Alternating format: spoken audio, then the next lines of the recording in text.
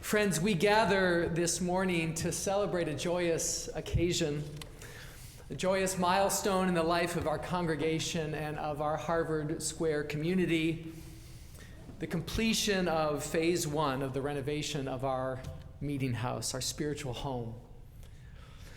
And a little later this morning, we will take time to warmly acknowledge and thank the many people that helped make this renovation possible.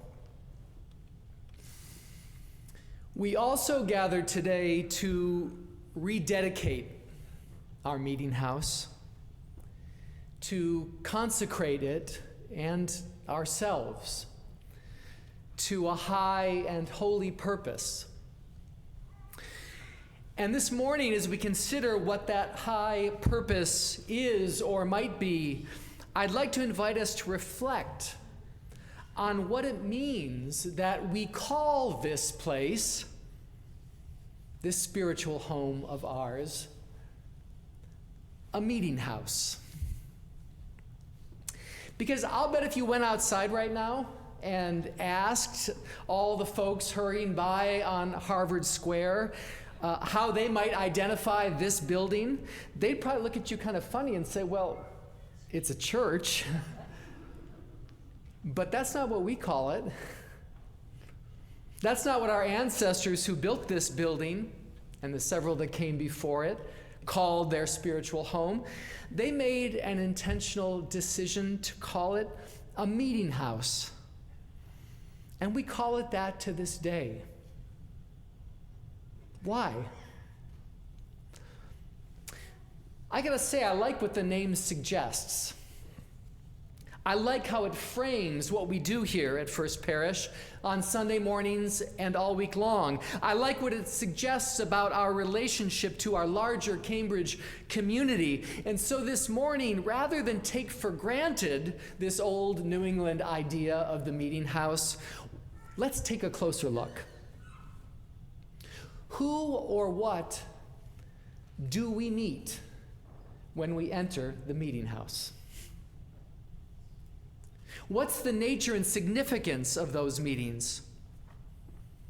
And what would it mean for each one of us to think of our own lives as a series of intimate and spiritually significant meetings or encounters?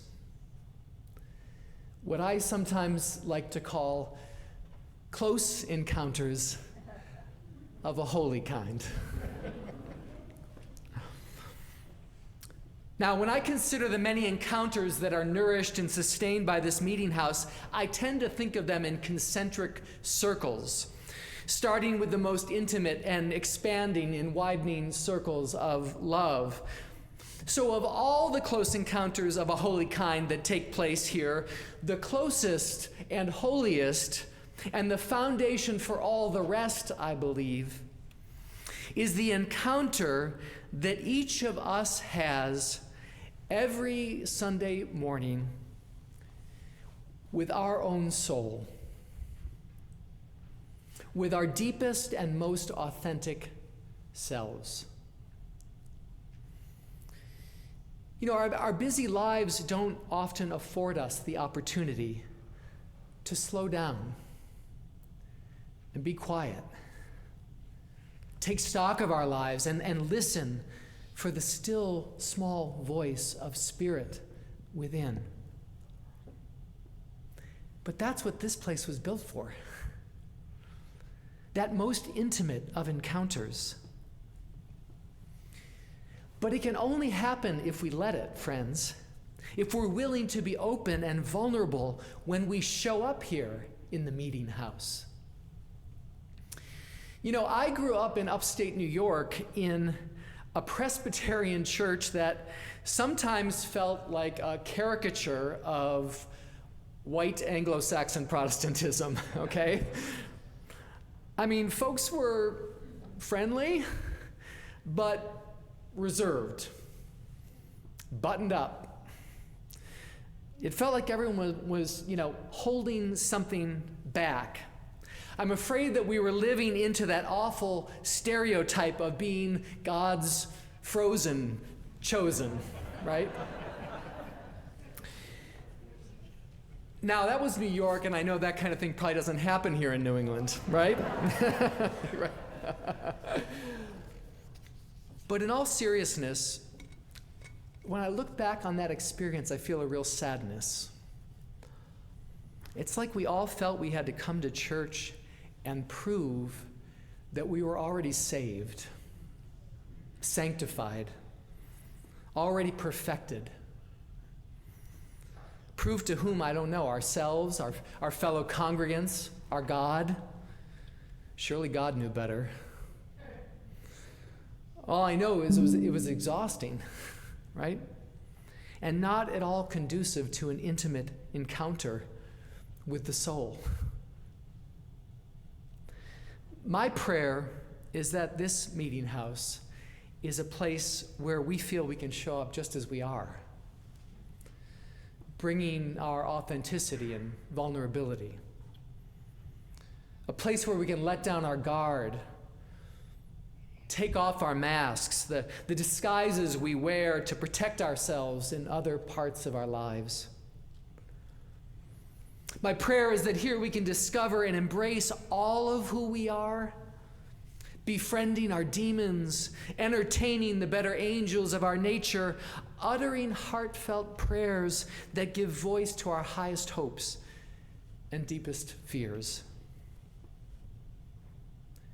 So that in the end, all of us who enter this meeting house might leave feeling more acquainted with our deepest selves, might leave having had an illuminating and even liberating experience, encounter with our own spirit, our heart, our soul. Close encounters of a holy kind. Now, that same quality of openness and vulnerability is critical to another close encounter that happens here in the meeting house. As we move outward in our concentric circles, we come to the encounters that we all have here with one another, right? These are the meetings that perhaps most readily come to mind when we think of the meeting house. A congregation, a gathering of people, a communion of souls. Many years ago, when I was first starting out in the ministry, a congregant taught me a really important lesson about the sacred encounters that we can have on Sunday morning.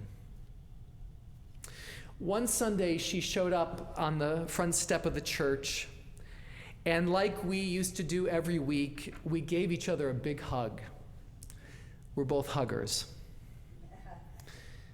But that Sunday, I could tell there was something different about her hug. I could feel that she didn't want to let go. So we just held each other for a while. And finally, she looked at me with tears in her eyes and she said, "You know, Rob, I'm retired and I live alone.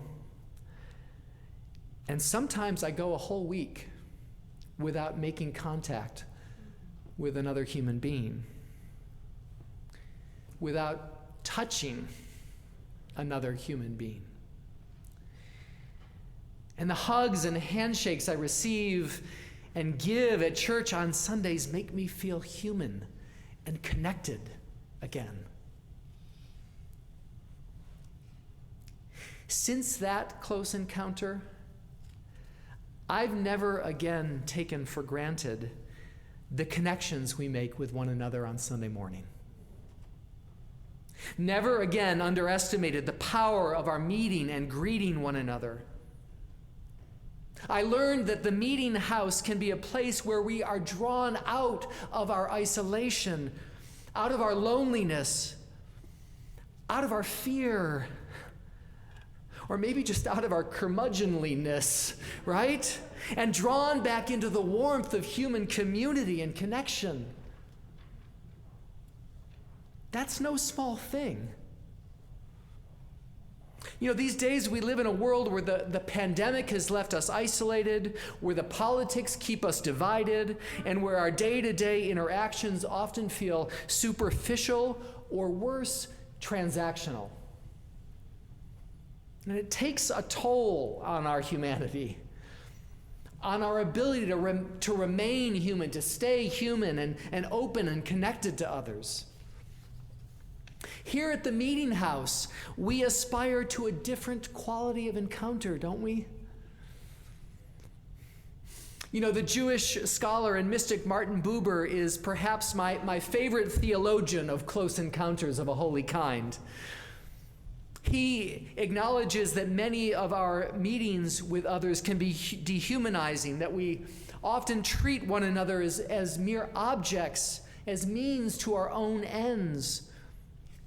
But he said there's this other kind of encounter, what he called the I-thou encounter, right? Where we really come face to face with another's humanity, where we treat them not as objects, but as human subjects of great worth and dignity. I-thou. Many have compared Buber's I-thou to the meaning implicit in the greeting namaste in some Hindu and Buddhist cultures.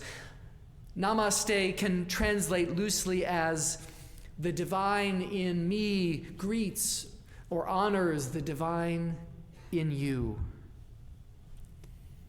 It's a close encounter of a holy kind. And it is the kind of encounter we aspire to here in the Meeting House when we meet and greet one another on Sundays, when we share with one another our joys and sorrows like we did this morning, right? When we hold one another in prayer, when we break bread together afterwards in the parlor.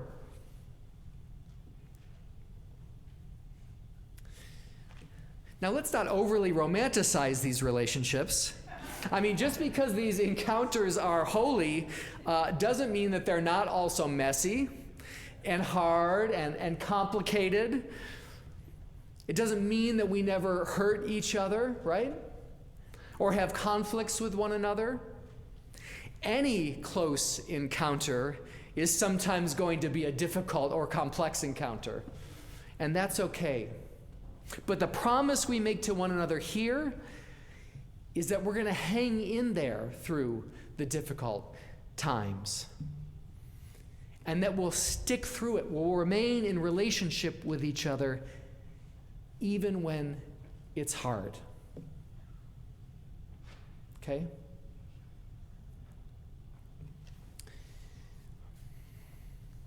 So let's widen our circle one more time and talk about one last encounter that I believe is critical to the identity of this meeting house and this congregation. And, you know, there are many more that we could discuss this morning, but, you know, on a Sunday morning, a preacher's really got time for only 3 points. So this is my third, and I'll leave it at that. Though, as I was writing this, I was reflecting back, you know, that back in the day in Cambridge, you know, you used to have to come to church twice on a Sunday, right? You come to church in the morning, you go back for lunch, you come back for a second sermon, you know? And so, I don't know, what do you say about that? Let's do that sometime. No, not really. But let me introduce this last encounter by pointing out that our ancestors built this meeting house, their meeting house, our meeting house, right at the heart of their community. Because that's where they believed the meeting house should be. At the center of the community, at the crossroads of the community, of the neighborhood, welcoming folks in, bringing people together, caring for the community.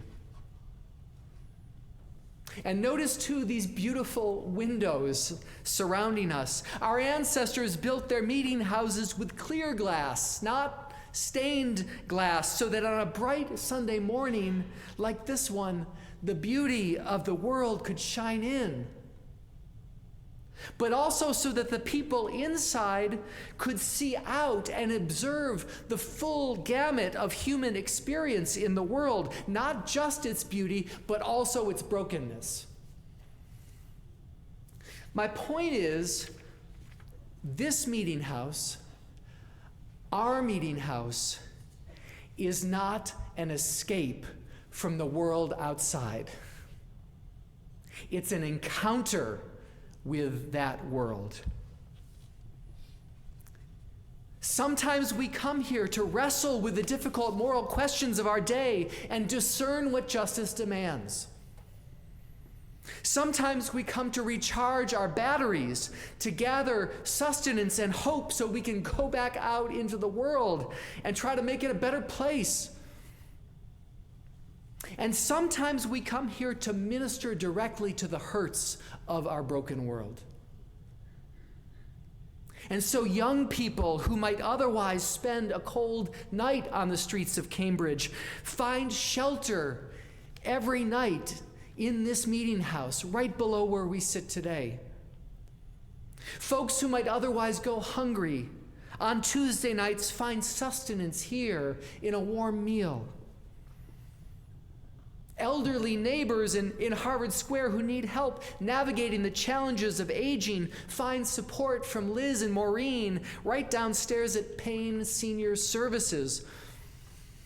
All of it happens here in the meeting house, all of it close encounters of a holy kind. Over the centuries, this meeting house has hosted gatherings of town and gown. Today, we sponsor the Cambridge Forum, which convenes conversations of importance to our community. And when Harvard Bookstore invites the great authors and thinkers of our day to town, they bring them here to the meeting house to share their ideas. Some might see things like that as ancillary to our sacred purpose.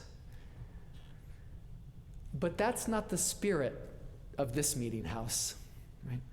Here, all these gatherings hold out the promise of a close and holy encounter. And you know, for what it's worth, friends, this is why I'm a Unitarian Universalist.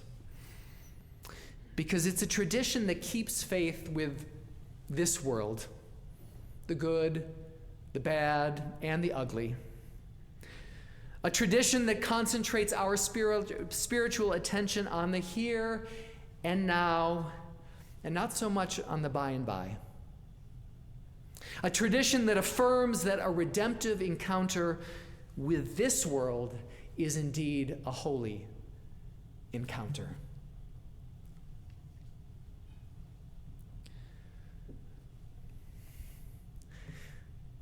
So friends, let me close by returning to this building and this occasion.